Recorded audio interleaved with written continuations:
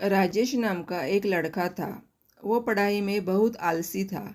जब भी राजेश पढ़ने के लिए किताबें निकालता तो उसका मन पढ़ाई में नहीं लगता था। किताबें खोलते ही उसे बाहर जाकर अपने दोस्तों के साथ मस्ती करने का मन करता था। उसके माँ ने उसे खेलने के लिए कभी रोका नहीं। सिर्फ वो इतना समझाती रहती थी कि खेलने के साथ साथ पढ़ना भी ज़रूरी होता है। पर राजेश का बिगड़ेल मन हमेशा उल्टा ही सोचता था।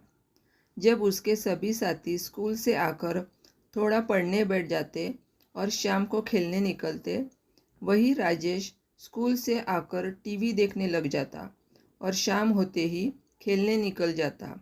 पढ़ाई पर मन न लगने की वजह से राजेश क्लास की परीक्षा में कभी भी मुश्किल से पास हो जाता।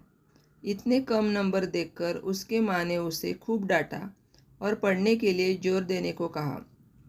माँ के डर से राजेश पढ़ने तो बैठ जाता, पर उसका चंचल मन पढ़ाई में उसका साथ नहीं देता था। एक शाम उसकी माँ ने उसे बताया कि धोबी अब तक उसकी स्कूल यूनिफॉर्म लेकर नहीं आया है और अगर वो नहीं आया तो अगले दिन वह स्कूल नहीं जा पाएगा। माँ ने उसे बताया कि शायद धोबी बीमार पड़ा होगा।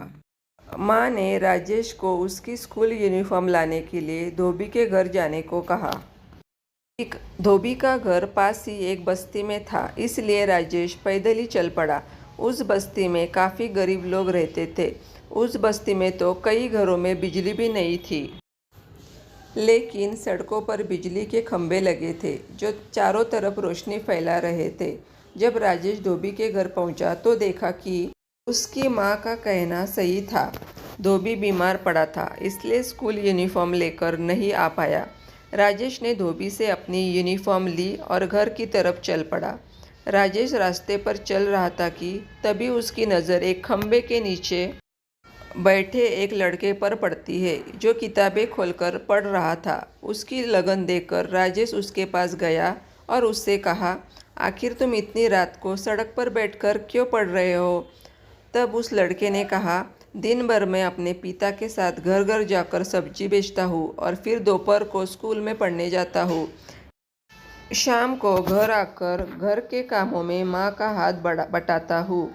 घर में बिजली नहीं है क्योंकि उसका परिवार बिजली का खर्चा नहीं उठा पाता है, इसलिए रात का खाना खाकर मैं यही सड़क पर पढ़ने बैठ जाता हूँ। उसकी बातें सुनकर राजेश को बहुत बुरा लगा और मन ही मन वो रो पड़ा। उसने अपने आप से कहा, कहाँ मैं दिन भर टीवी देखता और खेलता रहता हूँ और कहाँ यह जो माँ और अपने पिता के कामों में हाथ बटाने के बाद भी सड़क पर बैठा पढ़ाई कर रहा है। उस लड़के की लगन को देखकर राजेश का सिर शर्म से झुक गया। उसके कदम तो घर के तरफ चल रहे थे, लेकिन उसका मन वहीं बैठा हुआ था। घर पहुंचने तक उसने यह ठान लिया कि आज से पढ़ाई में पूरा मन लगाकर पढ़ेगा। राजेश के इस फैसले ने मानो उसे पूरी तरह से बदल दिया।